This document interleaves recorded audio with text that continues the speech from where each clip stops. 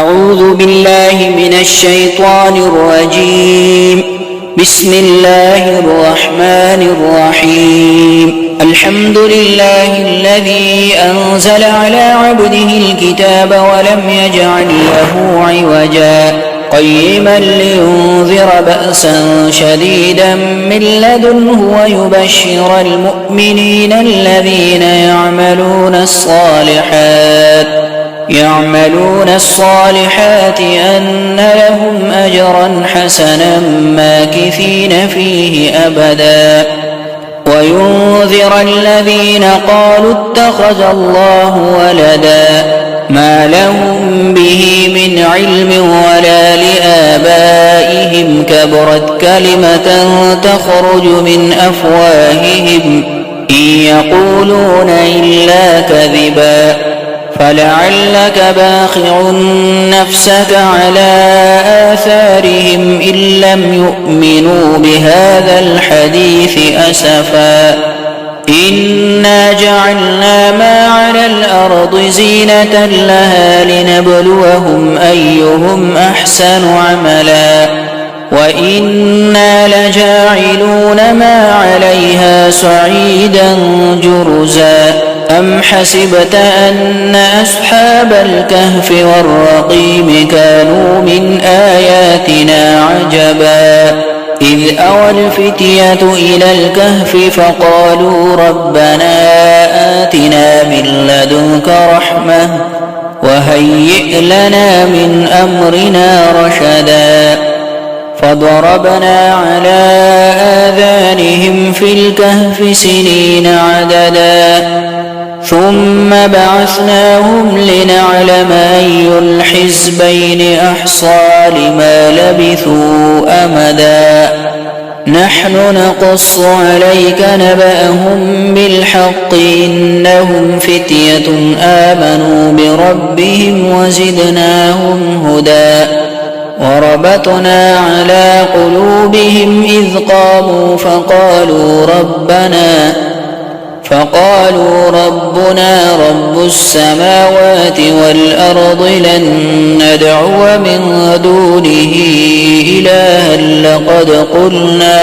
إذا شططا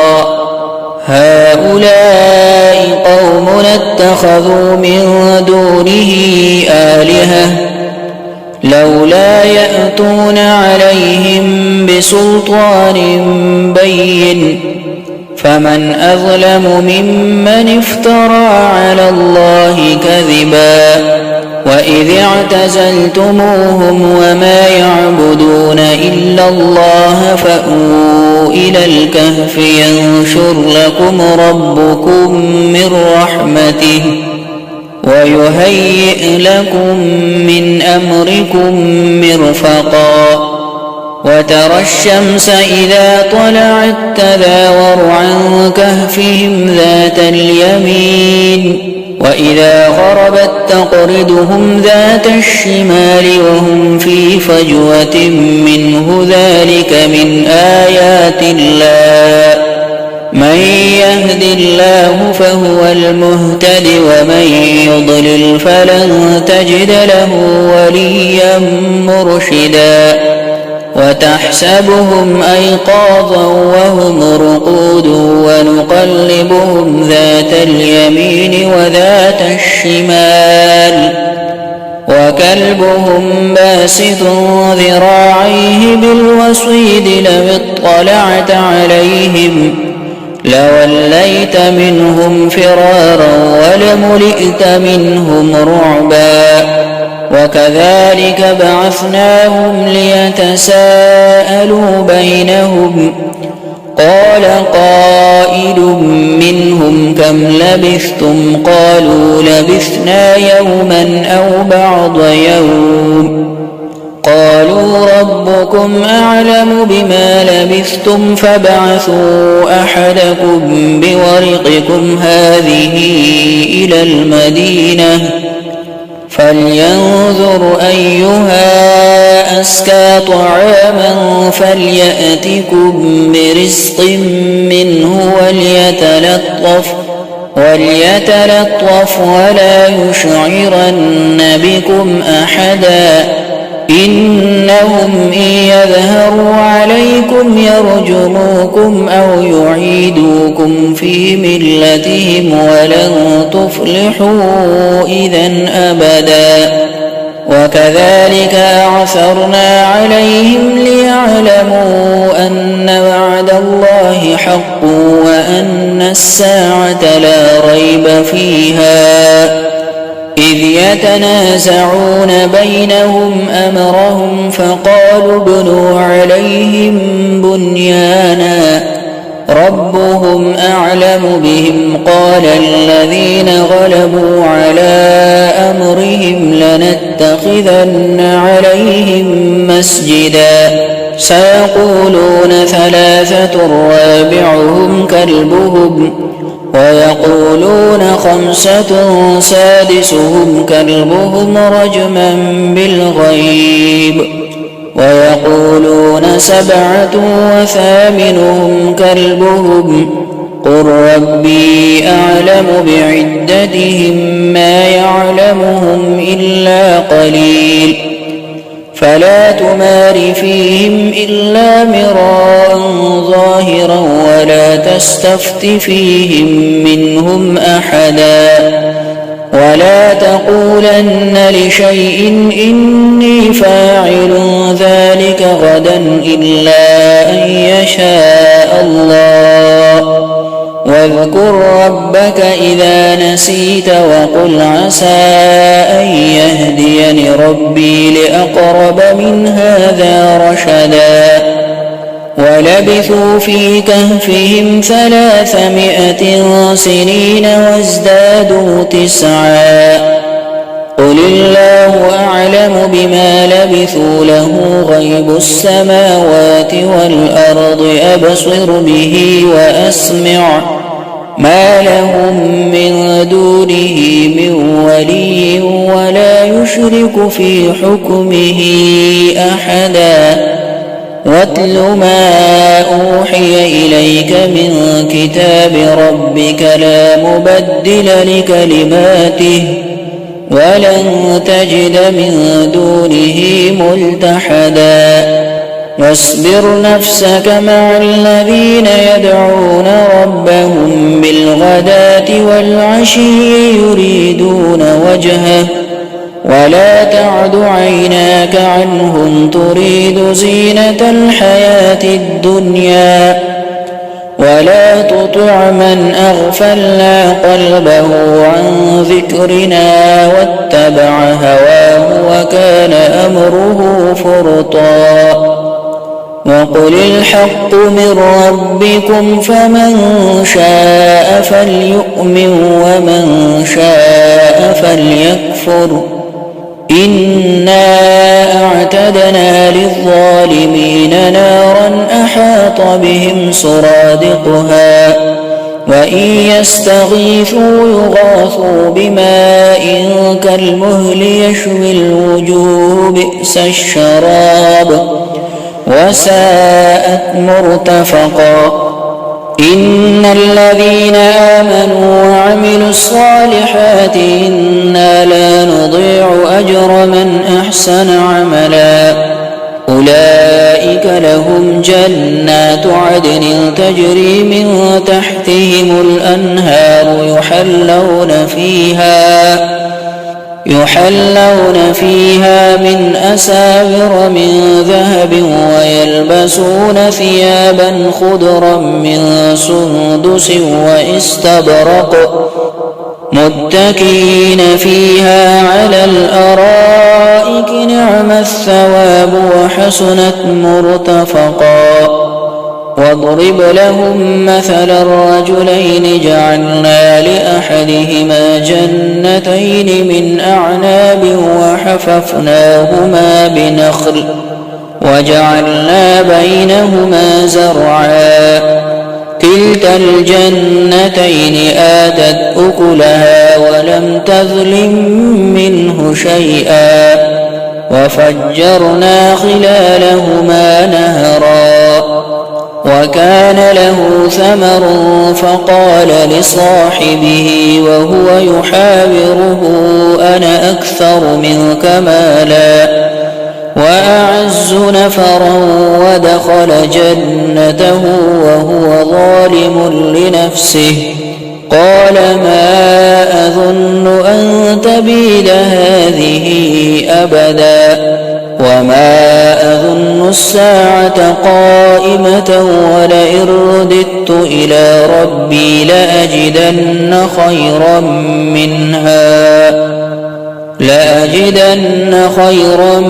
منها منقلبا قال له صاحبه وهو يحاوره أكفرت بالذي خلقك من تراب ثم من نطفة ثم سواك رجلا لكن هو الله ربي ولا أشرك بربي أحدا ولولا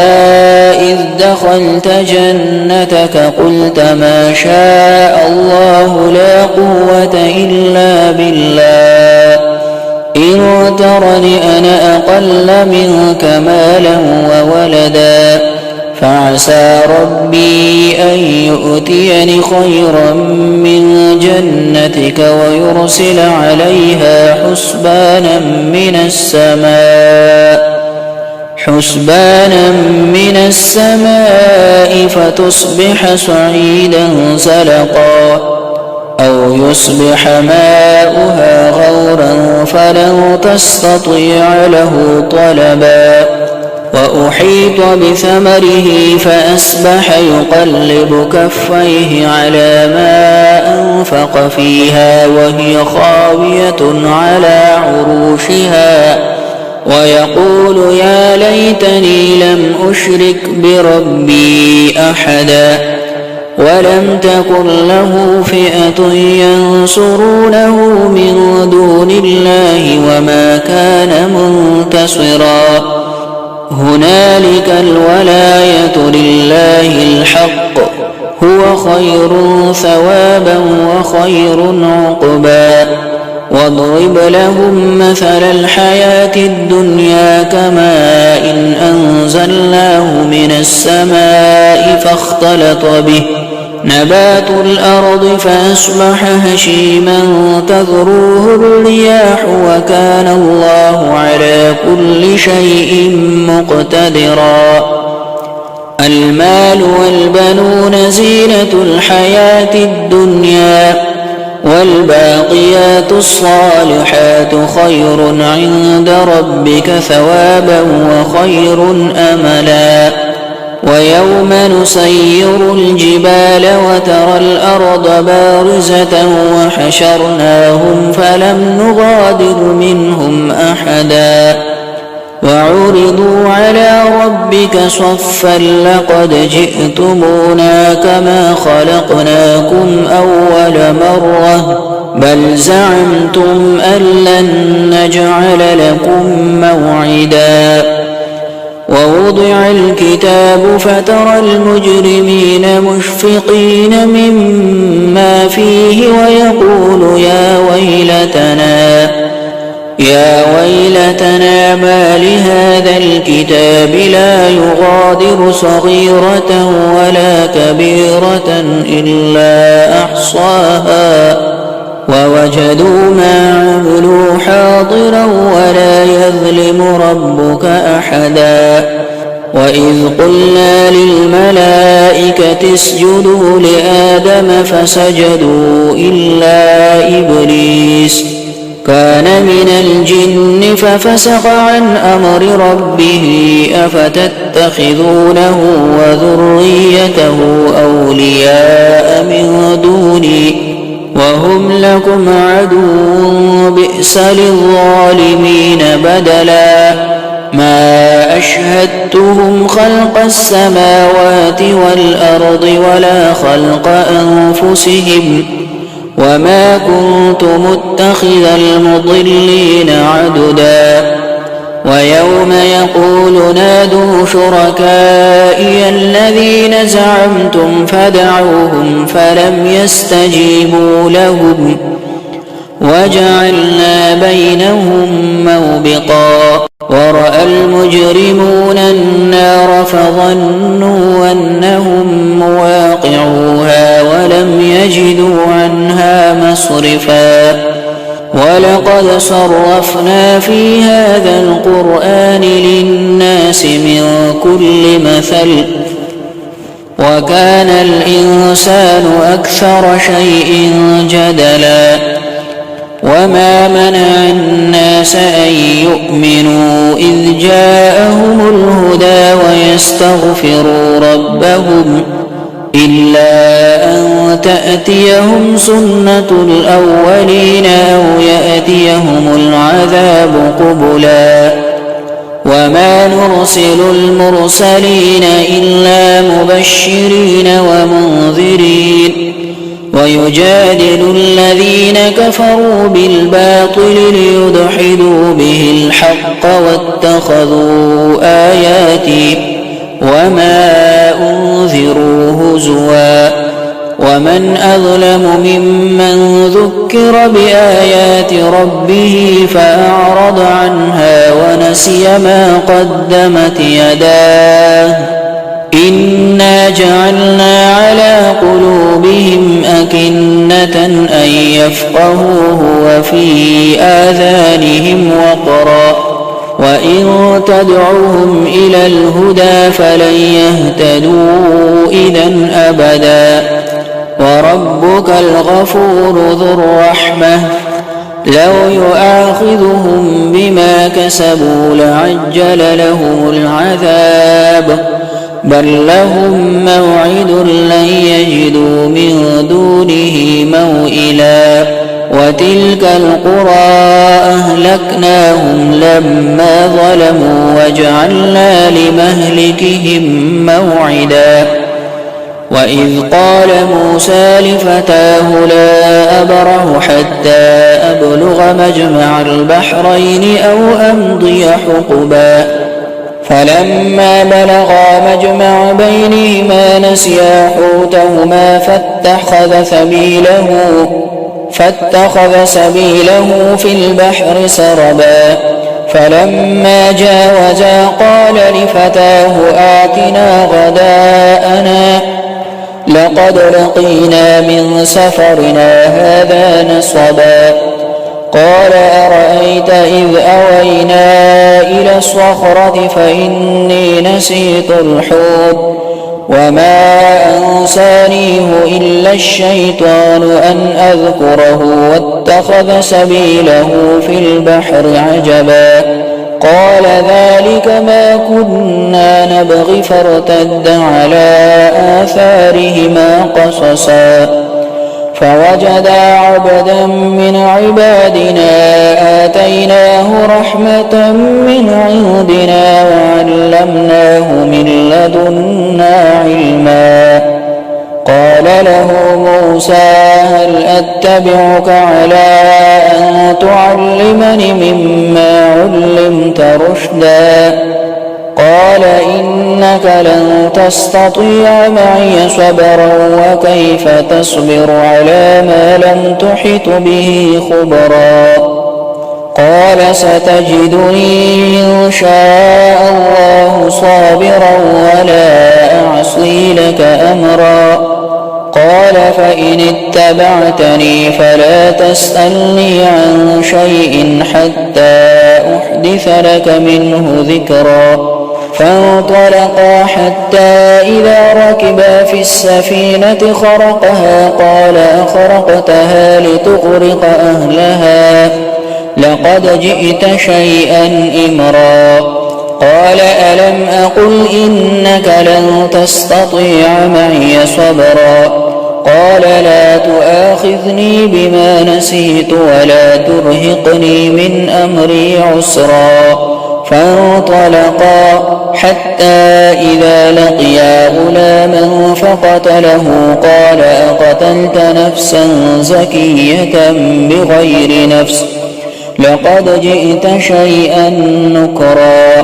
قال ألم أقل لك إنك لن تستطيع معي صبرا قال إن سألتك عن شيء بعدها فلا تصاحبني قد بلغت من لدني عذرا فانطلقا حتى إذا أتيا أهل قرية استطعما أهلها فأبوا أن يضيفوهما فوجدا فيها جدارا يريد أن ينقض فأقامه قال لو شئت لاتخذت عليه أجرا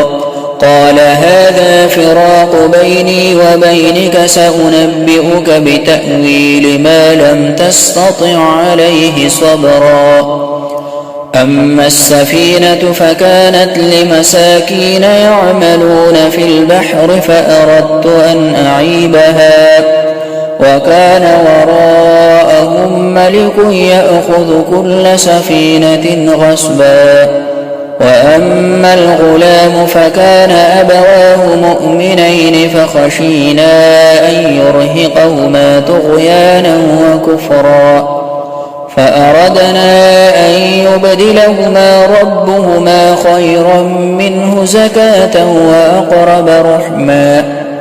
وأما الجدار فكان لغلامين يتيمين في المدينة وكان تحته كنز لهما وكان أبوهما صالحا فأراد ربك أن يبلغا أشدهما ويستخرجا كنزهما رحمة من ربك وما فعلته عن أمري ذلك تأويل ما لم تسطع عليه صبرا ويسألونك عن ذي القرنين قل سأتلو عليكم منه ذكرا إنا مكنا له في الأرض وآتيناه من كل شيء سببا فأتبع سببا حتى إذا بلغ مغرب الشمس وجدها تغرب في عين حمئة ووجد عندها قوما قلنا يا ذا القرنين إما أن تعذب وإما أن تتخذ فيهم حسنا قال أما من ظلم فسوف نعذبه ثم يرد إلى ربه فيعذبه عذابا نكرا وأما من آمن وعمل صالحا فله جزاء الحسنى وسنقول له من أمرنا يسرا ثم أتبع سببا حتى إذا بلغ مطلع الشمس وجدها تطلع على قوم لم نجعل لهم من دونها سترا كذلك وقد أحطنا بما لديه خبرا ثم أتبع سببا حتى إذا بلغ بين السدين وجد من دونهما قوما لا يكادون يفقهون قولا قالوا يا ذا القرنين إن يأجوج ومأجوج مفسدون في الأرض فهل نجعل لك خرجا على أن تجعل بيننا وبينهم سدا قال ما مكني فيه ربي خير فأعينوني بقوة أجعل بينكم وبينهم ردما آتوني زبر الحديد حتى إذا ساوى بين الصدفين قال انفخوا حتى إذا جعله نارا قال آتوني أفرغ عليه قطرا فما استطاعوا أن يظهروه وما استطاعوا له نقبا قال هذا رحمة من ربي فإذا جاء وعد ربي جعله دكاء وكان وعد ربي حقا وتركنا بعضهم يومئذ يموج في بعض ونفخ في الصور فجمعناهم جمعا وعرضنا جهنم يومئذ للكافرين عرضا الذين كانت أعينهم في غطاء عن ذكري وكانوا لا يستطيعون سمعا أفحسب الذين كفروا أن يتخذوا عبادي من دوني أولياء إنا أعتدنا جهنم للكافرين نزلا قل هل ننبئكم بالأخسرين أعمالا الذين ضل سعيهم في الحياة الدنيا وهم يحسبون أنهم يحسنون صنعا